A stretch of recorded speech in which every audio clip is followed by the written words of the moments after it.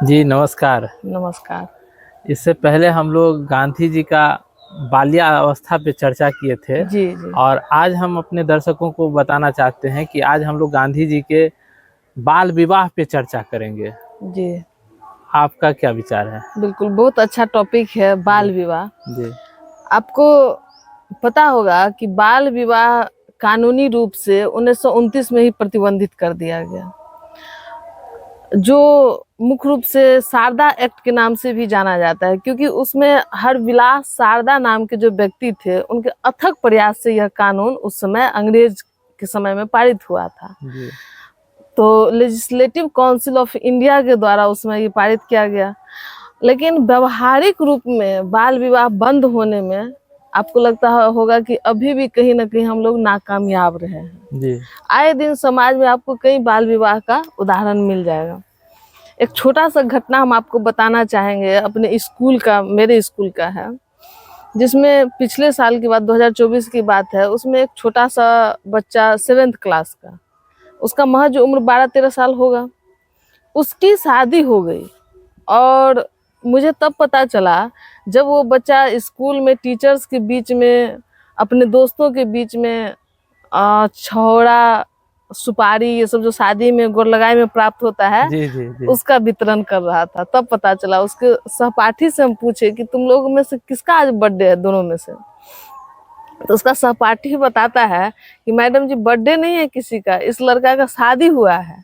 तो हम शॉक्ड रह गए। हम पूछे भी कि शादी हुआ है कि सगाई हुआ है, मतलब शादी तय हुआ है? तो बोलता नहीं नहीं, कल ही इसकी शादी हो चुकी है। अब बताइए कि मतलब बरसों से हमारे देश में कानूनी रूप से प्रतिबंधित है बाल विवाह, फिर भी अभी तक ये शादियां हो रही हैं।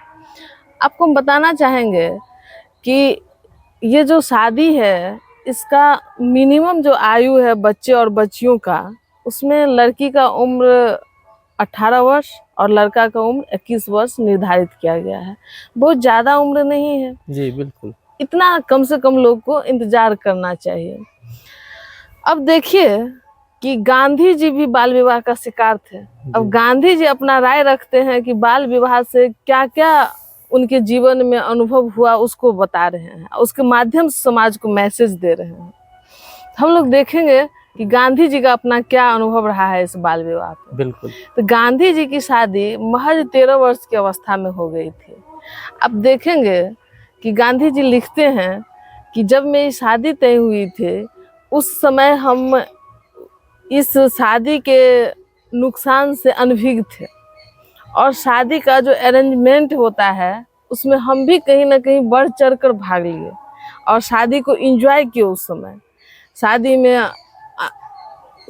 मतलब अनेकों लोगों का आगमन, शादी में कई प्रकार के व्यंजन का तैयारी, और एक अलग ही धूम धड़ाका का माहौल होता है। बिल्कुल। आज अभी भी जो शादी विवाह जी, दिख रहा जी। है, अभी आपको गाना का धुन भी सुनाई दे रहा जी, जी, होगा। जी। तो अगल बगल में जो भी शादी होता जी। है, तो इस तरह से उसमें लोग इन्वॉल्वमेंट होते हैं कि उनको अगर कष्ट भी होता है उस जी। चीज़, तो वो परहेज करते हैं, नहीं बोल सकते हैं, जी, क्योंकि जी। कल के डेट में उनको भी उसी प्रक्रिया से गुजरना बिल्कुल, है। बिल्कुल।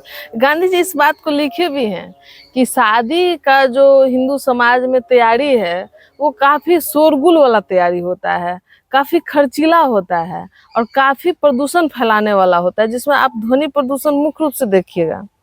और ये ध्वनि प्रदूषण के कारण अगल बगल वाले सब परेशान होते हैं। जिस घर में शादी होता है उसके अड़ोस पड़ोस वाले सब परेशान हो जाते हैं, लेकिन कोई कुछ नहीं बोलते हैं। इस बात का जिक्र गांधी जी भी किए हैं, क्योंकि कल को मुझे इसी प्रक्रिया से गुजरना है। बिल्कुल। तो सब किसी गलती को भी सहते हैं, क्योंकि कल उनको भी वो गलती करना है। तो जी यहाँ एक बहुत बड़ी मैसेज देते हैं गांधी जी कि अगर आपको कोई समाज में लग रहा है गलत चीज हो रहा है और उस गलती को नहीं होना चाहिए, तो आप अपने से उसको रोक सकते हैं। जी। खुद जब अगर वो समस्या नहीं क्रिएट कीजिएगा समाज में, तो बगल वाला अगर कर रहा है तो आप उसे रोक सकते हैं। रोक सकते हैं।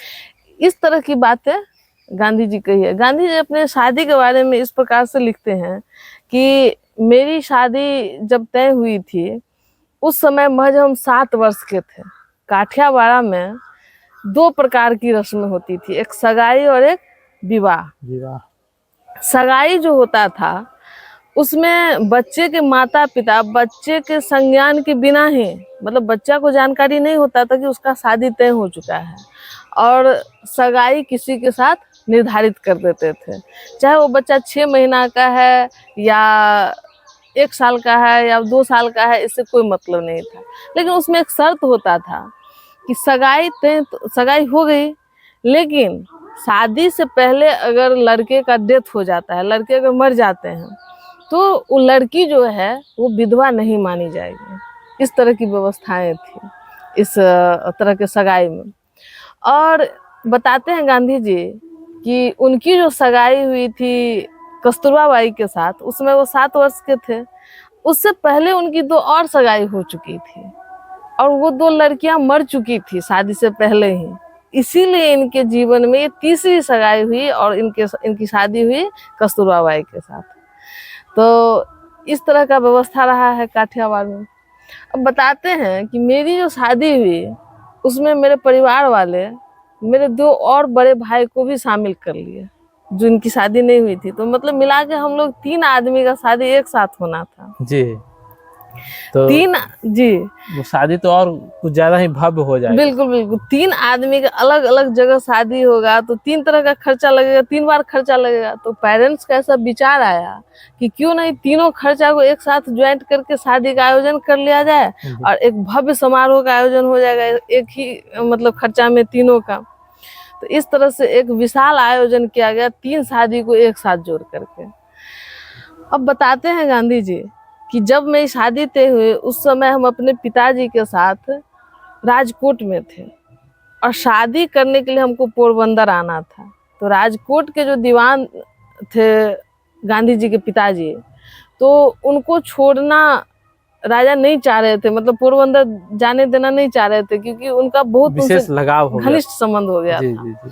तो फिर जब शादी का समय नजदीक आ गया तब उनको जाने की परमिशन मिली गांधी जी के पिताजी को, और एक विशेष वाहन से उनको पोरबंदर भेजा गया, जिस कारण से जो पोरबंदर और राजकोट के बीच की दूरी 5 दिन में तय होती थी, वो 3 दिन में, 2 दिन कम ही, मतलब 3 दिन में वो दूरी तय की गई। लेकिन दुर्घटना एक यहाँ घटित होता है जो काफी दुखद है, कि जब वो पोरबंदर पहुंचने वाले थे, उसी आसपास में आकर के जिस गाड़ी से गांधी जी के पिताजी आ रहे थे, वो गाड़ी पलट गई। भाई तो बहुत दुखद बात जी है। जी, बहुत दुखद घटना है, जिसमें गांधी जी के पिताजी करमचंद गांधी काफी चोटिल भी हुए।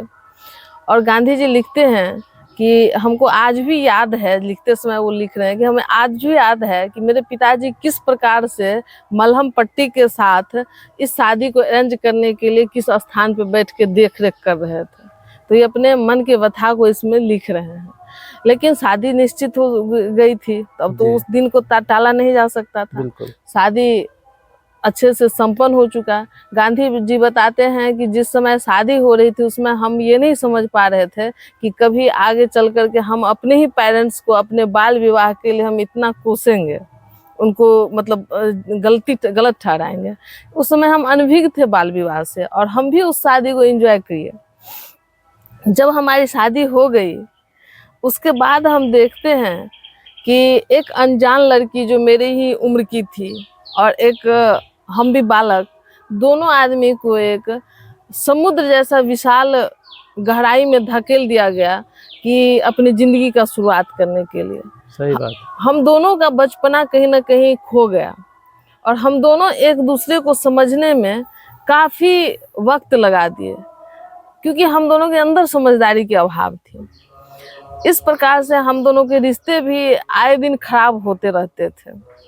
और वो बताते हैं कि इसमें सबसे ज्यादा अगर देखा जाए तो नुकसान कस्तूरबा का हुआ, क्योंकि कस्तूरबा का बचपना पूरा समाप्त हो जाता है। बिल्कुल। और मतलब अपने पत्नी के बारे में बताते हैं, और वो बिल्कुल अशिक्षित रह जाती है, उनको पढ़ाई लिखाई वाली दुनिया से बिल्कुल हटा दिया जाता है। इस प्रकार से वो अपने शादी का पीड़ा बताते हैं कि यह बाल विवाह मात्र और मात्र एक पीड़ादायक व्यवस्था है, जिसमें 2 जिंदगी जो कुछ भी जीवन में कर सकते हैं उसका जिंदगी को आग में झोंक दिया जाता है, उनका कहना है। और एक छोटा सा बात यहाँ वो भी ये भी कहते हैं कि जब हम अपने उम्र के बच्चों को अब देखते हैं जो बाल विवाह का शिकार नहीं हैं तो हम मन ही मन अपने आप को बहुत खुशनसीब समझते हैं कि मतलब उस प्रथा से थोड़ा सा बदलाव हो करके अभी के उम्र वाले जो बच्चे हैं उस पीड़ा को तो कम से कम नहीं झेल रहे हैं जिस पीड़ा को हम झेले हैं। सही बात तो मतलब वो खुशी व्यक्त करते हैं कि बाल विवाह नहीं अगर होता है तो इससे किसी की जिंदगी बच सकती है। यहाँ सबसे बड़ी बात है कि समाज में बाल विवाह पूरी तरह से प्रतिबंधित होना चाहिए। बाल विवाह को प्रतिबंधित करने के लिए वर्तमान में जो सजा की व्यवस्था की गई है वो आप देखिएगा कि बहुत कम सजा है, 1 लाख का जुर्माना है। तो ऐसी स्थिति में एक छोटा सा अमाउंट को फिक्स किया गया जुर्माना के रूप में और कम अवधि की सजा जो दी गई है इससे लोगों में उतना इफेक्ट नहीं डाल रहा है। यह क्या अभी भी मास लेवल पे बाल विवाह धड़ल्ले हो रही है क्या?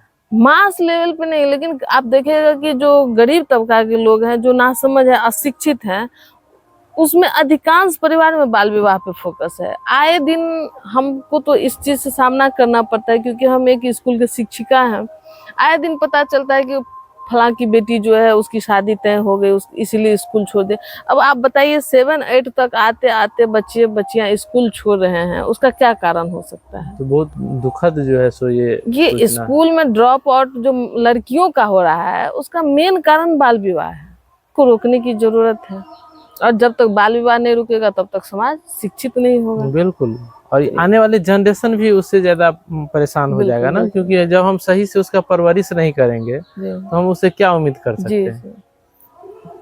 तो आज बहुत अच्छा लगा आपसे बात करके और हम चाहेंगे कि फिर नए एपिसोड में, नए सीरीज में हम जी बिल्कुल और जो है सो अच्छा गांधी जी के बारे में कोई नया टॉपिक के साथ आए। बिल्कुल। तब तक के लिए धन्यवाद। जी।